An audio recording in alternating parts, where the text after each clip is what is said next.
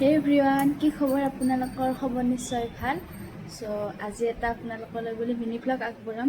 আজি অৱশ্যে ভিডিঅ'টো হ'ব কইনা ঘৰৰ মানুহ আহি আছে দৰা ঘৰলৈ, মানে দৰা হ'ল আমাৰ জেঠাৰ ল'ৰা।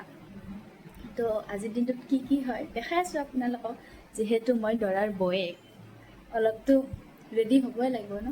আৰু অলৰেডি ইয়াক পিন্ধি লৈছোঁ, কাপোৰ পিন্ধিব বাকী আছে। আৰু আজিৰ দিনটোত কি হয় আপোনালোকক দেখাই আছোঁ। চাই যাব।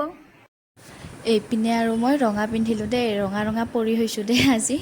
আৰু ইফালে মা, খুৰীমা, জেঠীমাহঁতে শাক কাটি আছে। আৰু ইফালে কইনা ঘৰৰ মানুহো আহি পাল। আৰু এই আমাৰ মাজু খুৰা দেই বহুত ধেমালি কৰে, মানুহজন বহুত ধেমেলীয়া হয়। আৰু এওঁলোককো জলপান দিয়া হ'ল, আৰু আমিও লগতে খালোঁ ঘৰৰ মানুহখিনিয়ে।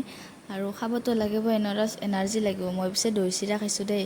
আৰু ইফালে চলি আছে আৰু কাম কাজবোৰ, ভাতৰো যোগাৰ কৰিছে। আৰু এওঁলোকক ভাত খাব দিয়া হ'ল, তাৰ মাজে মাজে কথা বতৰাও চলি আছে। আৰু দৰাই মান ধৰিছে দেই ৰাইজ।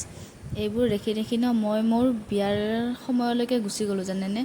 মোৰ মনত পৰি আছে আৰু দুখো লাগিছে দিয়ক।